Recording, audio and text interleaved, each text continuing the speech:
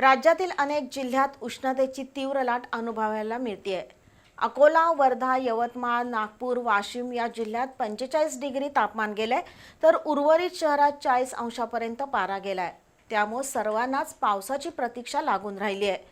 या पार्श्वभूमीवर हवामान खात्यानं दिलासादायक बातमी दिली आहे. त्यानुसार मान्सून प्रचंड वेगानं पुढे सरकत असून पुढील 24 तासात मान्सून अंदमान समुद्रात दाखल होईल.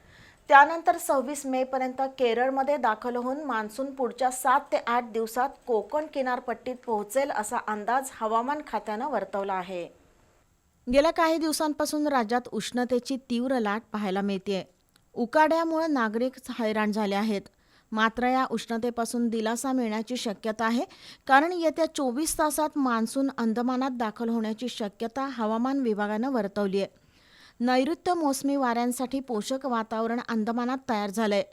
दक्षिण बंगालच्या उपसागरात तसंच अंदमानमध्ये ढगांचं प्रमाण वाढलंय. त्याचसोबत बंगालच्या उपसागरामध्येही कमी दाबाचा पट्टा निर्माण झाल्यानं मान्सूनला पोषक वातावरण निर्माण झालंय.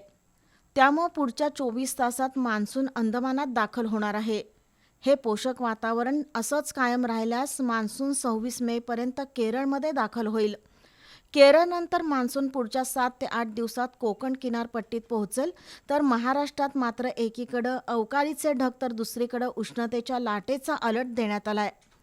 मान्सून महाराष्ट्रात मात्र जूनच्या दुसऱ्या आठवड्यात येण्याची शक्यता आहे.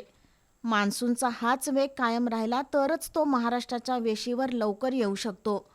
अंदमानात 16 मे रोजी आला तर केरळमध्ये 25 मेच्या आसपास येण्याची शक्यता आहे. जर उशीर झाला तर मात्र 1 जून उजाडू शकतो. तर तळ कोकणात मान्सून 6 जूनच्या आसपास येईल असा प्राथमिक अंदाज आहे. पुढील 4 ते 5 दिवस राज्यातील अनेक जिल्ह्यांना येलो आणि ऑरेंज अलर्ट देण्यात आलाय. मान्सून वेळेआधी येत असला तरी अरबी समुद्रात आणि जमिनीवरील हवामानात काय बदल होतात यावर महाराष्ट्रातील पावसाचं भवितव्य अवलंबून आहे.